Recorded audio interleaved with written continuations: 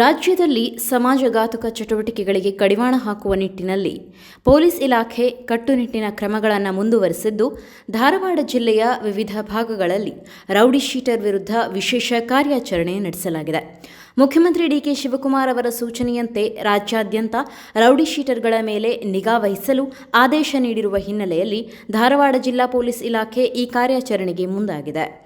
ಜಿಲ್ಲಾ ಪೊಲೀಸ್ ವರಿಷ್ಠಾಧಿಕಾರಿ ಗುಂಜನ್ ಆರ್ಯ ಅವರ ಮಾರ್ಗದರ್ಶನದಲ್ಲಿ ವಿವಿಧ ಪೊಲೀಸ್ ಠಾಣೆಗಳ ವ್ಯಾಪ್ತಿಯಲ್ಲಿರುವ ರೌಡಿ ಶೀಟರ್ಗಳ ಮನೆಗಳಿಗೆ ಭೇಟಿ ನೀಡಿ ತಪಾಸಣೆ ನಡೆಸಲಾಗಿದೆ. ಧಾರವಾಡ ತಾಲೂಕಿನ ಗರಗ, ಅಣ್ಣಿಗೇರಿ, ನವಲಗುಂದ, ಕಲಘಟಗಿ ಹಾಗೂ ಹುಬ್ಬಳ್ಳಿ ಗ್ರಾಮಾಂತರ ಪೊಲೀಸ್ ಠಾಣೆಗಳ ವ್ಯಾಪ್ತಿಯಲ್ಲಿ ಈ ಕಾರ್ಯಾಚರಣೆ ನಡೆದಿದ್ದು, ರೌಡಿ ಶೀಟರ್ಗಳ ಹಿನ್ನೆಲೆ, ಚಟುವಟಿಕೆಗಳು ಹಾಗೂ ಪ್ರಸ್ತುತ ಸ್ಥಿತಿಗತಿಗಳ ಬಗ್ಗೆ ಪೊಲೀಸರು ಮಾಹಿತಿ ಸಂಗ್ರಹಿಸಿದ್ದಾರೆ.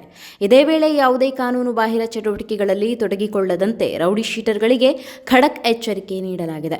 ಸಮಾಜದಲ್ಲಿ ಅಶಾಂತಿ ಉಂಟು ಮಾಡುವ ಅಥವಾ ಕಾನೂನು ಸುವ್ಯವಸ್ಥೆಗೆ ಧಕ್ಕೆ ತರುವ ಯಾವುದೇ ಪ್ರಯತ್ನಗಳನ್ನು ಸಹಿಸುವುದಿಲ್ಲ ಎಂದು ಪೊಲೀಸರು ಸ್ಪಷ್ಟ ಸಂದೇಶ ರವಾನಿಸಿದ್ದಾರೆ.